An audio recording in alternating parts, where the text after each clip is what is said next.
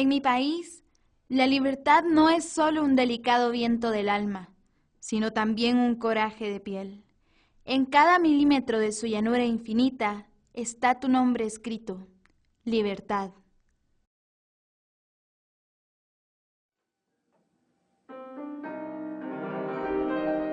El 25 de abril de 1934 nace en la ciudad de Quetzaltenango Otto René Castillo, activista, escritor, guerrillero y uno de los máximos representantes de la poesía guatemalteca. Hijo de Juana de Dios Castillo Mérida y de Reginaldo Cabrera, quien no lo reconoció, fue el último de 5 hermanos. Procreó 4 hijos, 3 en Alemania y una hija en El Salvador. Después de la muerte de su abuelo, Juan de Dios Castillo y Castillo, en 1935, la familia de Otto entra en dificultades. Se trasladan con su madre y sus hermanos a vivir a una sola habitación.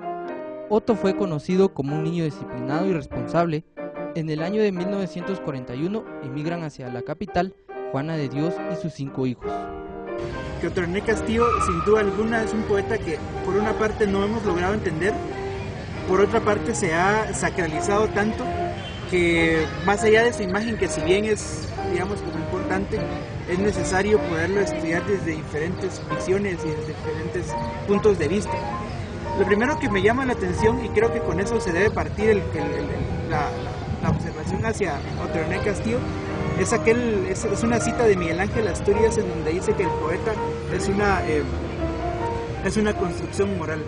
Se graduó de bachiller en 1953 en el Instituto Nacional Central para Varones, en donde pertenecía a la agrupación estudiantil que se llamaba Alianza de la Juventud Democrática, que era una forma de autogobierno que le daba vida a las escuelas públicas de la secundaria durante el gobierno de Jacobo Arbenz. También estaba afiliado al Partido Guatemalteco del Trabajo.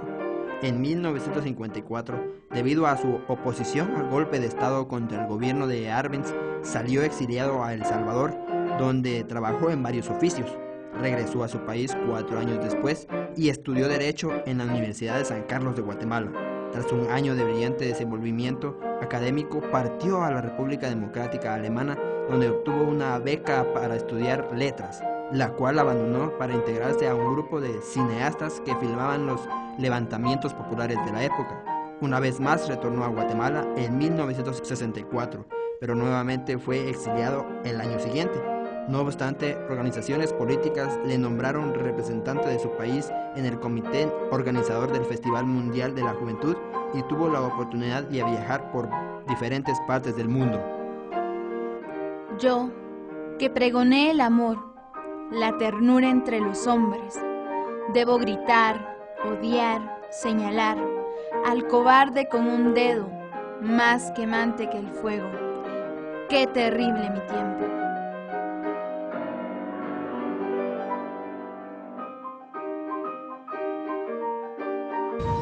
Rápidamente uno se da cuenta de que Otto René es un símbolo.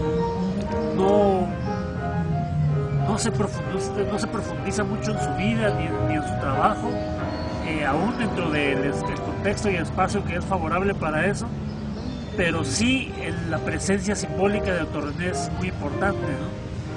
Con los pasos de los años vas entendiendo de que esa presencia se extiende más allá de las aulas universitarias. Con el paso de los años y mientras estudiaba en la capital, Otto René se convierte en presidente de la Asociación de Estudiantes Postprimaria. Era uno de los activistas más destacados del Partido Guatemalteco del Trabajo. Entra en contacto con la literatura revolucionaria y con iguales que despertaban la creación, la inquietud social a los problemas de una América Central esclavizada. Una poesía comprometida, que de hecho sí fue nombrada esa generación, la generación comprometida a la que perteneció Otto René, rompe con una tradición que se venía escribiendo en Guatemala y es en que el poeta se asume como un defensor de la gente, del pueblo, y eso es con eso rompe una tradición. También creo que es importante entender que Otto René Castillo pone a través de su poesía el tema del indígena guatemalteco, pero no visto desde lo folclórico, sino como el ser explotado históricamente en Guatemala, en un libro que se llama Tecumán, que también no es muy conocido, pero son piezas como muy interesantes para poder buscar. Los llevaron lejos de la ciudad, y no volvieron a llorar sus ojos sobre las grises calles de mi país, ni volvió más la brisa a disolver su frente contra los carceleros, ni el luto dobló más su cintura en las pupilas claras del sol, ni el andamio biológico del puño se trepó de sombras. Lo impresionante de la obra de Otto René Castillo es que él se animó a denunciar en un momento en el que era muy difícil. Ahora para nosotros o para los jóvenes, para ustedes es un poco fácil pensar en escribir algo en contra de alguien o en contra de algún grupo o en contra de alguna presidencia, porque generalmente sí hay represión, pero los mecanismos de represión no son tan fuertes. En 1966 volvió a Guatemala e integró la guerrilla de las Fuerzas Armadas Rebeldes, negándose a permanecer en un refugio de la ciudad de Guatemala. Estuvo con los combatientes de la Sierra de las Minas, donde se dedicaba a preparar las obras de teatro de los combatientes representaban ante los campesinos del área para hacerles llegar el mensaje de la guerrilla. Asimismo, dado que las fuerzas guerrillas de ese entonces estaban integradas por jóvenes rebeldes, varios de los cuales provenían de las filas del ejército y otros eran estudiantes de secundaria de la Universidad Nacional, y 2 profesionales, un economista y un antropólogo. Las mismas carecían de sustento ideológico, por lo que cuando Castillo ingresó a las filas del movimiento, le asignaron la formación del combatiente de los conceptos teóricos del marxismo.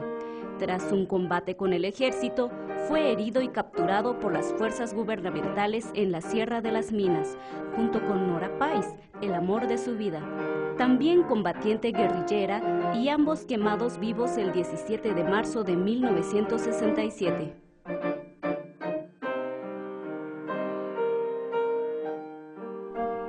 El 19 de marzo del año 2011, el presidente de Guatemala en ese entonces, Álvaro Colón, pidió perdón a la familia del poeta guatemalteco Otto René Castillo por su brutal y salvaje asesinato a manos de agentes del Estado perpetrado hace 44 años en el departamento de Zacapa. En una ceremonia especial realizada en el Palacio Nacional de la Cultura, Colón, en representación del Estado guatemalteco, lamentó el daño ocasionado a la familia del poeta, a las letras del país y a la sociedad en general, y pidió perdón por ese crimen atroz. Familiares del poeta Otto René Castillo participaron en el acto en el que el Estado pidió perdón por el asesinato del poeta. Mil disculpas por tantos guatemaltecos que murieron en el camino, y con este acto espero que se mitigue un poco de dolor histórico, dijo Colón durante su discurso. El perdón es el primer paso del reconocimiento de la responsabilidad del Estado por este asesinato, dijo Sandino Castillo, hijo del poeta, al aceptar el homenaje póstumo ofrecido por el gobierno.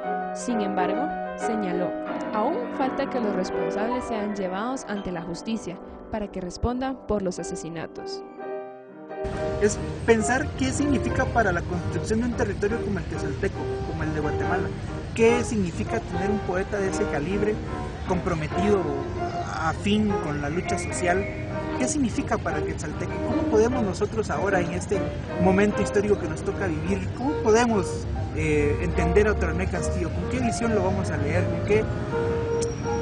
¿Bajo qué perspectivas vamos a entender su trabajo y su lucha social? A mí me llama mucho. De Otto René. No hay muchos intelectuales ni muchos académicos locales actualmente que se dediquen a profundizar en la vida de él. Siempre hay gente que guarda conocimientos y guarda anécdotas, pero no hay una sistematización que podamos tener todos cerca, ¿no? que podamos alcanzar a las nuevas generaciones en el trabajo de Otto René Castillo. Tan fuertes. Él se atrevió a hablar en contra del sistema que estaba en ese momento, sabiendo de las repercusiones que iba a tener en su vida. Y por eso es triste ver cómo ahora en esta mal llamada cuna de la cultura no se tiene un museo dedicado a la casa donde él nació, vivió, no estoy muy segura, y tampoco se tiene no se hace mayor homenaje a la obra de él. Vámonos, patria, a caminar, yo te acompaño. Yo bajaré los abismos que me digas, yo beberé tus cálices amargos. Yo me quedaré ciego para que tengas ojos, Yo me quedaré sin voz para que tú cantes. Yo he de morir para que tú no mueras, para que emerja tu rostro flameando al horizonte de cada flor que nazca de mis huesos. Nosotros queremos exigir que el tema de la inmunidad no signifique impunidad. Corruptos y corruptores a la cárcel, compañeros, que sigan la investigación y que no se politice partidariamente este movimiento. Así que presente.